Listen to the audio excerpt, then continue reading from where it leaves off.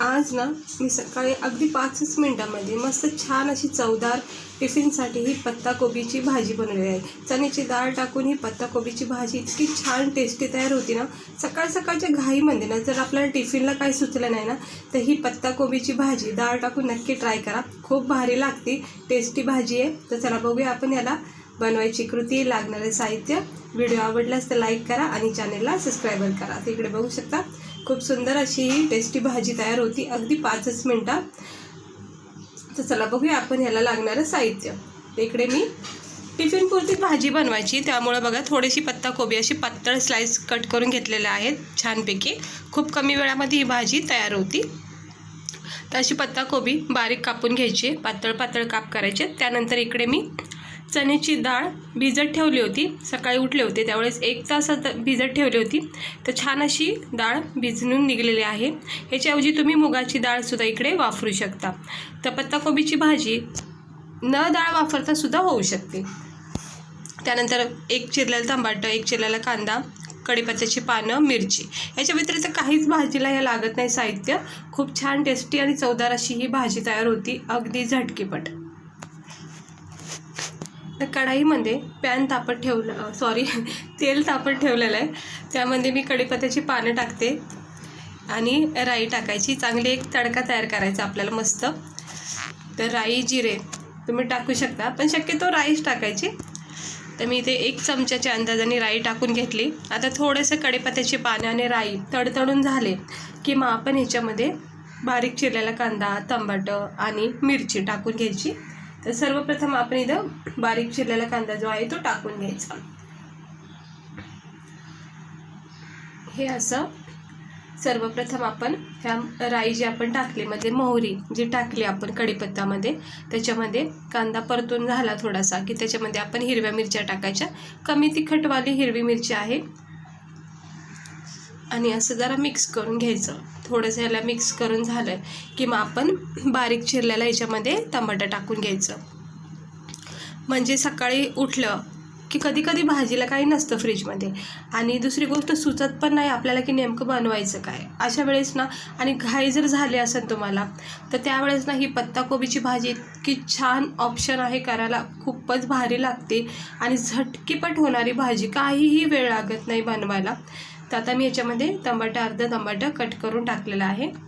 हे बघा, कांदा, मिरची आणि टमाटे राईसोबत छान परतून काढायचं।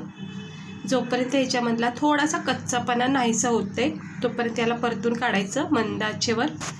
आणि थोडं परतून झालं की आपण ह्याच्यामध्ये अर्धा चमच्याच्या अंदाजाने हळद टाकायची। ह्या स्टेजवर आपण हळद मीठ टाकून घ्यायची।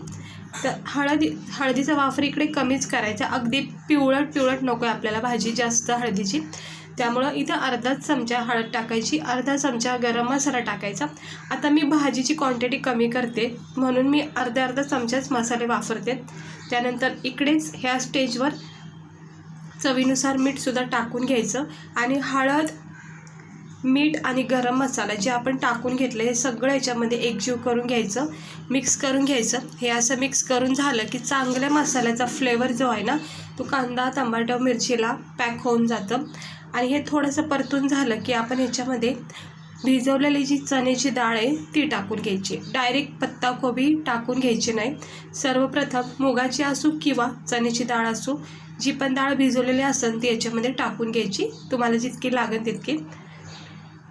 हे बघा, आणि डाळीला सर्वप्रथम या मसाल्यामध्ये पूर्णपणे असं एकजीव करायचं, म्हणजे सगळे मसाल्याची कोटिंग याला लागून जाते आणि डाळीला एक छान फ्लेवर येतो वेगळा। हे बघा, हे असं परतून घेतलं की थोडा वेळ याच्यावर झाकण ठेवायचं आणि मसाले वाफेमध्ये छान असे सेट होऊन जातात डाळीसोबत। त्यामुळे याला 1 मिनटं किंवा अर्धा मिनटं तरी वाफेवर ठेवायचं।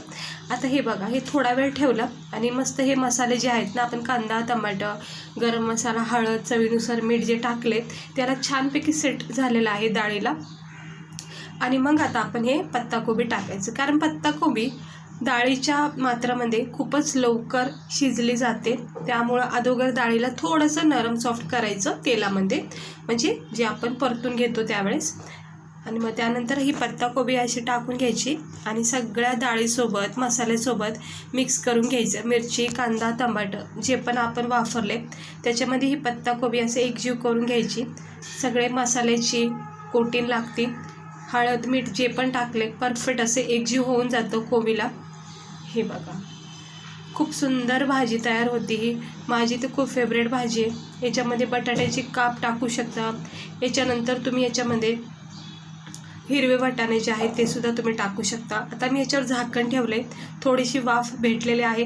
अगदी वाफेवर ही भाजी तयार होती. एक थेंबसुद्धा याच्यामध्ये पाण्याची आवश्यकता लागत नाही आणि त्यामुळं डाळ जरा चांगली भिजून घेतली की म्हणजे कसं डाळसुद्धा नरम सॉफ्ट होऊन जाते वाफेवर.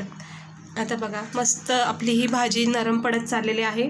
पुन्हा एकदा झाकण ठेवून पुन्हा एकदा थोडा वेळ दिला आणि आता आपण चेक करूया. तर आपली भाजी ही पूर्णपणे तयार झालेली आहे. हे बघा अजिबात पाणी टाकायची आवश्यकता नाही आहे. ह्याच्यामध्ये ना तुम्ही मुगाची डाळ किंवा शेंगातले हिरवे वाटाणे टाकले ना खूप छान भाजी तयार होती पत्ताकोबीची. ती रेसिपी पण मी माझ्या चॅनलवर टाकलेली आहे.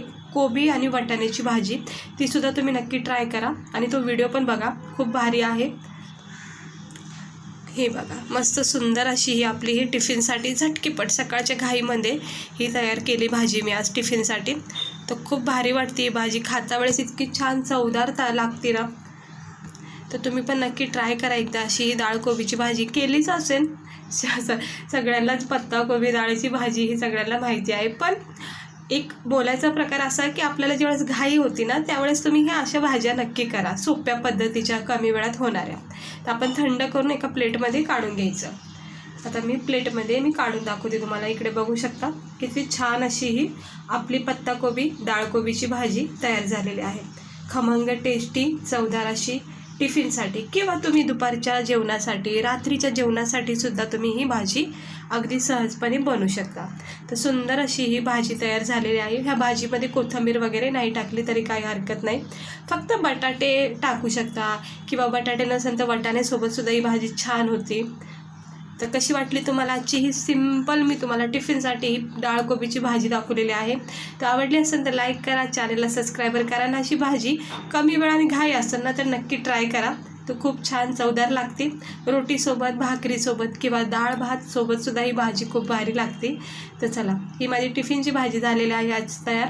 तर आता रोटी बनवणार आहे आणि मस्त टिफिन असं पॅक होणार आहे. तर नक्की ट्राय करा आणि कशी वाटली आवडली असेल तर लाईक करा. चला भेटते मी तुम्हाला पुढच्या व्हिडिओमध्ये एका नवीन रेसिपीसह. वर्षा किचन चॅनलला लाईक करा, सबस्क्राईबर करा.